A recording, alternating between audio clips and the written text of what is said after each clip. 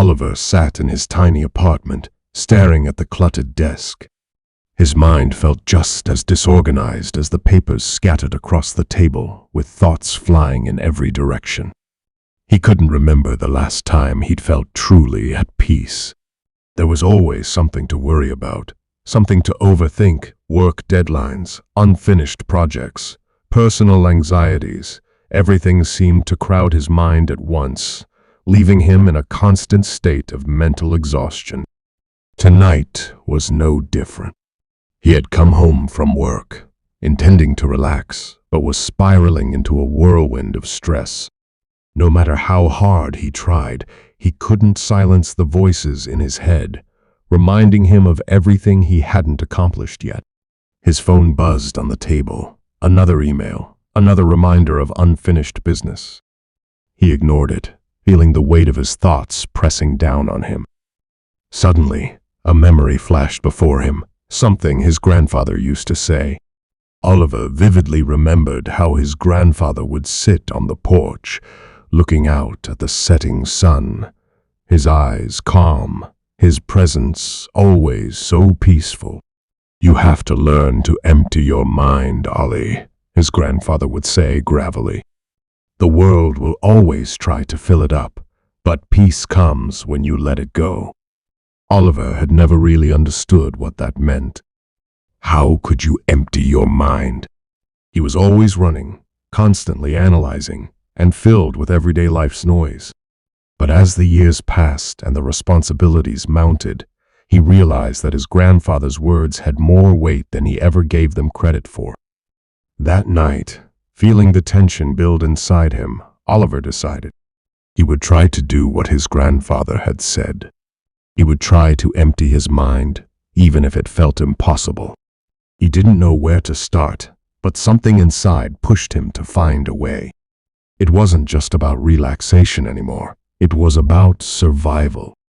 He needed peace, and he needed it soon. He pushed the papers aside, closed his laptop, and stood up, feeling restless. He needed to get out. The clutter in his small apartment mirrors his mental chaos. Without much thought, he grabbed his jacket and left his phone behind for the first time in months. The air was crisp, carrying the coolness of an early autumn evening. Oliver walked without a destination, letting his feet guide him through the quiet streets. The more he walked, the more the noise inside him quieted down. His phone wasn't buzzing, his laptop wasn't glowing with new notifications, and it was just him and the night for a brief moment. He reached a small park at the edge of the neighborhood, a place he hadn't been to since he was a kid. The swings creaked in the breeze, and the old oak trees stood tall, their leaves rustling softly. Oliver found a bench under one of those trees and sat down, breathing in the night air. He closed his eyes and leaned back, feeling the day's weight melt away. But then the thoughts came back. What about tomorrow's presentation? What about the bills you haven't paid?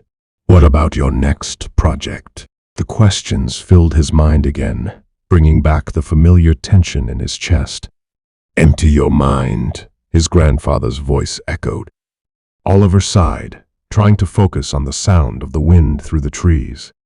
He closed his eyes tighter, trying to block out the noise in his head. But the harder he tried, the louder his thoughts seemed to become.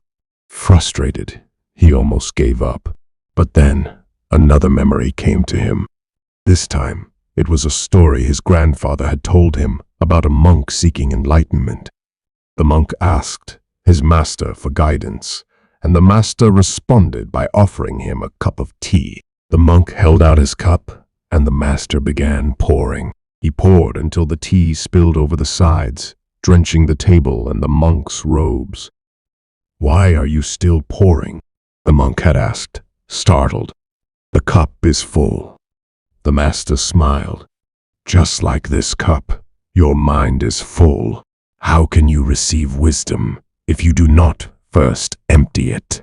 Oliver remembered laughing at that story as a child, not fully grasping its meaning. But now, as he sat alone in the park, its simplicity began to make sense. His mind was overflowing, too full to receive any peace or clarity. Perhaps the first step wasn't to fight or push the thoughts away, but to let them be, to acknowledge them, and then let them pass. He took a deep breath and began to do something he'd never really tried before, observing his thoughts. He didn't try to stop them or change them. Instead, he watched them as they came and went, like clouds drifting across the sky. The thought about his presentation appeared, and he noticed it and let it drift away. Another thought about his unfinished projects surfaced, but again, he acknowledged it and let it go. The thoughts began to slow, as if they were losing their power over him. He realized that he didn't need to fight them. They were just thoughts, after all, passing and temporary. For the first time, Oliver felt like he was in control, not of his thoughts, but his reaction to them. The mental clutter began to clear, and in its place, there was space for peace and stillness. He didn't know how long he sat there, but the world around him seemed quieter when he opened his eyes. The tension in his chest had eased, and he felt calm for the first time in a long time. Oliver stood up, feeling lighter, as if the weight of his worries had been lifted. Returning to his apartment, he realized his grandfather had been right. The world would always try to fill his mind with worries, distractions, and endless to-do lists. But the real peace came from within, from the ability to empty his mind and make room for what truly mattered. Back at home, Oliver opened his door and stepped inside. The clutter was still there, the papers, the deadlines, the responsibilities. But something had changed. He had changed. He wasn't drowning in his thoughts anymore. Instead, he was learning to let them come and go, like leaves carried by the wind. As he sat down at his desk, a small smile tugged at his lips. He may be starting to understand what it meant to empty his mind. And with that emptiness came a sense of freedom, clarity, and peace, which, for the first time, felt indeed within his reach. In the words of Bruce Lee, empty your mind, be formless, shapeless, like water. If you put water into a cup, it becomes the cup. If you put water into a bottle, it becomes the bottle. If you put it in a teapot, it becomes the teapot. When you truly know, in your heart of hearts, that you are empty and full of possibilities, you finally become an intelligent and sensible being. Emptying your mind involves clearing your thoughts of distractions and focusing on the present moment. To achieve this, find a quiet and comfortable place to sit or lie down. Then, close your eyes and focus on your breath, inhaling deeply and exhaling slowly. True transformation occurs when you realize that there is an emptiness at the core of your being. This emptiness is beyond all thoughts, feelings, and emotions. It is pregnant with unlimited possibilities, full of love and creativity, and can be transformed into any shape and size you desire. This emptiness is the completion of life. If you start to feel overwhelmed, intentionally slowing your breathing can help you ground yourself and return to the present. Breathe slowly. Hold your breath for a few seconds, then breathe out again. Repeat this process 10 times. Stay curious. Fully opening your mind to what you can learn from a given situation can help you maintain concentration. When feelings come up, ask yourself what triggered them and why. If you focus on the same distracting thought, trace it back to the source to learn more about what causes it.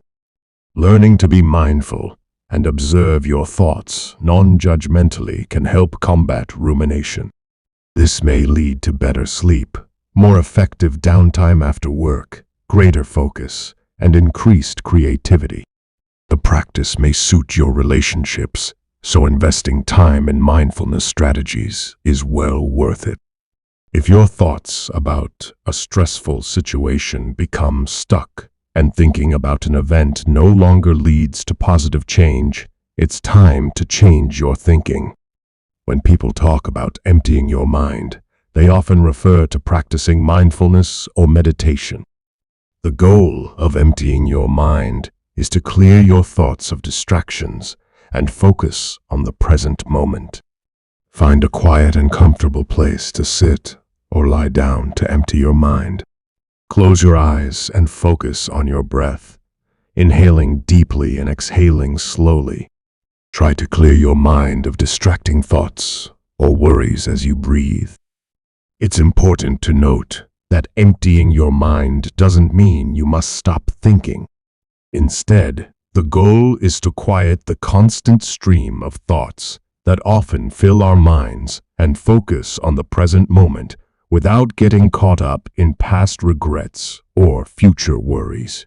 Regularly practicing emptying your mind can help reduce stress and anxiety, increase feelings of calm and relaxation, and improve your overall sense of well-being. Many people have learned to access the power of the mind through discipline and practice over time. They put a lot of effort into attaining and maintaining a peaceful state of mind. They do this by avoiding sources of disturbance such as the news, newspapers, and negative people. They use meditative techniques like inquiry, mantras, and visualizations to still the mind, shift their focus onto their body through intense exercise, gentle movement, or focus on their breath to change their state. Subscribe for more videos. Thank you.